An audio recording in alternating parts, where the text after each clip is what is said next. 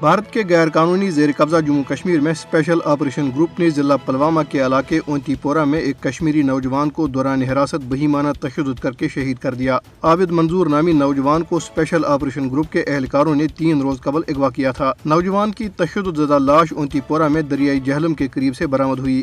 بے گناہ نوجوان کے دوران حراست قتل پر علاقے کے لوگوں نے سڑکوں پر نکل کر زبردست احتجاجی مظاہرے کیے۔ مظاہرین نے سری نگر جموں شاہراہ بلاک کر دی۔ بھارتی فورسز اہلکاروں نے مظاہرین کو منتشر کرنے کے لیے گولیاں چلائی اور آنسو گیس کی شیلنگ کی، جس کے نتیجے میں کئی مظاہرین زخمی ہو گئے۔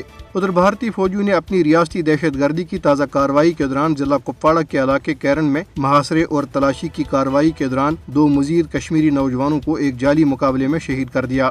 مقبوضہ کشمیر کے جموں خطے کے ضلع ڈوڑا میں ایک حملے میں 2 بھارتی فوجی زخمی ہو گئے۔ فوجی اہلکار اس وقت زخمی ہو گئے جب ضلع کے علاقے کستی گڑھ میں محاصرے اور تلاشی کی پرتشدد کارروائی کے دوران بھارتی فوج کی ایک پارٹی پر حملہ کیا گیا۔ کنٹرول لائن کے دونوں جانب اور دنیا بھر میں مقیم کشمیری کل یوم الحاق پاکستان اس تجدید عہد کے ساتھ منائیں گے کہ وہ مقبوضہ جموں کشمیر کی بھارتی قبضے سے آزادی اور پاکستان کے ساتھ الحاق تک اپنی جدوجہد جاری رکھیں گے۔ آزاد کشمیر پاکستان اور دنیا کے بڑے دارالحکومتوں میں ریلیاں، سیمینارز اور دیگر پروگرام منعقد کیے جائیں گے۔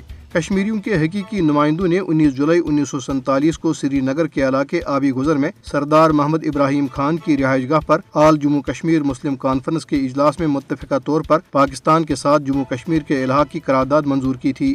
کل جماعتی حریت کانفرنس کے غیر قانونی طور پر نظر بند چیئرمین مسرت عالم بٹ نے نئی دہلی کی تہاڑ جیل سے ایک پیغام میں 19 جولائی کو کشمیر کی تاریخ کا ایک اہم دن قرار دیتے ہوئے کہا ہے کہ یہ وہ تاریخی دن ہے جب کشمیری قیادت نے متفقہ طور پر اپنے مستقبل کو مملکت خداداد پاکستان کے ساتھ وابستہ کرنے کا فیصلہ کیا۔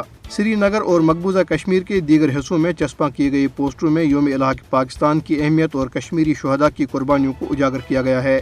بھارتی قابض انتظامیہ نے ایک اور وکیل ایڈوکیٹ محمد اشرف بٹ کو گرفتار کر لیا ہے، جو گزشتہ 3 ہفتوں کے دوران گرفتار کیے گئے ہائی کورٹ بار ایسوسی ایشن کے چوتھے رکن ہیں۔